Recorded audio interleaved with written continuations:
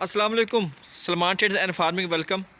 Weaver आज बात करेंगे डेयरी फार्मिंग की कि डेयरी फार्मिंग में कैसे कामयाबी हासिल करनी है और क्या क्या प्रोटोकॉल्स होते हैं, क्या क्या असूल होते हैं जिससे आप एक कामयाब डेयरी फार्मिंग कर सकते हैं और एक अच्छा रोज़गार कमा सकते हैं।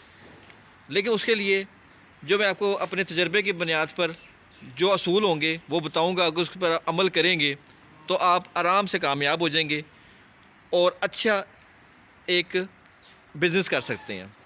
सबसे पहले जो आपने काम करना है वो अच्छी ब्रीड का इंतखाब करना है, अच्छी नस्ल का इंतखाब करना है, क्योंकि अगर अच्छी नस्ल होगी तो वो अच्छा दूध देगी और अपने इलाके के मुताबिक ब्रीड लेनी है जो आपके आबो हवा माहौल के मुताबिक एडजस्ट कर सके। फिर उसके बाद आपने उसकी अच्छी खुराक देनी है। बाज़ लोग क्या करते हैं, थोड़ी सी बचत के लिए ख़राब खुराक ले आते हैं, उससे इनके पेट के मसाइल आ जाते हैं, हाजमे के मसाइल आ जाते हैं और उससे डॉक्टरों के फ़ीसें बढ़ जाती हैं।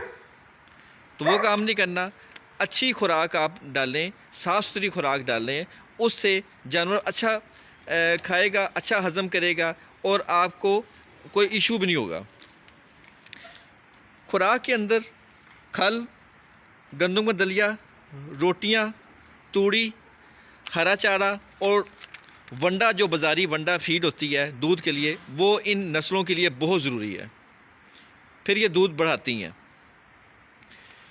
उसके बाद आपने हरा मसाला 10 दिन बाद लाजमन दे देना है।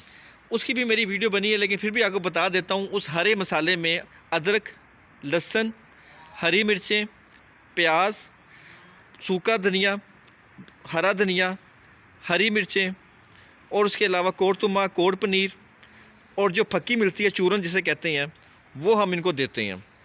ये सब चीज़ें मिक्स करके देते हैं। उसका फ़ायदा ये होता है कि इनकी वाई बात ही नहीं होती, ये जो खाते हैं पीते हैं हज़म कर जाते हैं और इनके जो पेट के कीड़े होते हैं वो भी मर जाते हैं और चुगाली भी अच्छा करती हैं।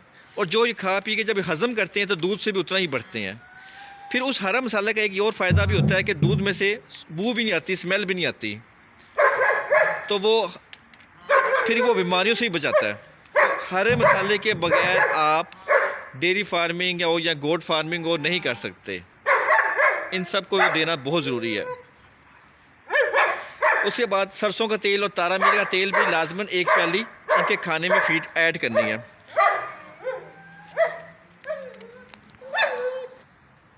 ठीक है।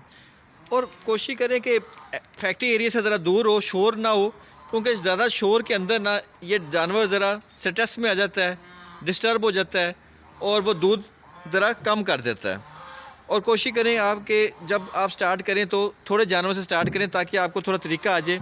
उसके बाद आहिस्ता आहिस्ता आप दूध, गाय वगैरह बढ़ाते रहें, जानवर बढ़ाते रहें, तो आपका फार्म ग्रो करता रहेगा, तरक्की करता रहेगा।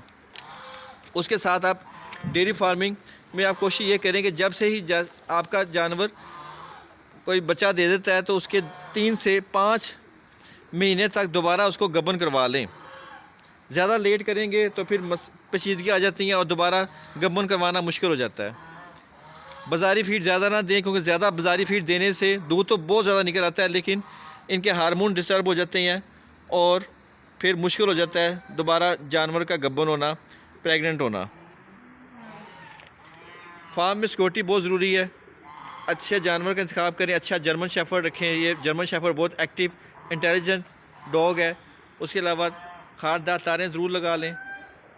सिक्योरिटी बहुत ज़रूरी है, अपने फार्म पे सिक्योरिटी अच्छी रखें और जो बच्चे होते हैं उनकी अच्छी परवरिश करें, क्योंकि वही आपका आगे से असासा है और डेयरी फार्मिंग में आपको इसी की बचत है।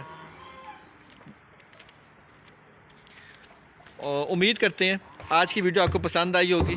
नेक्स्ट वीडियो तक के लिए अल्लाह हाफिज़।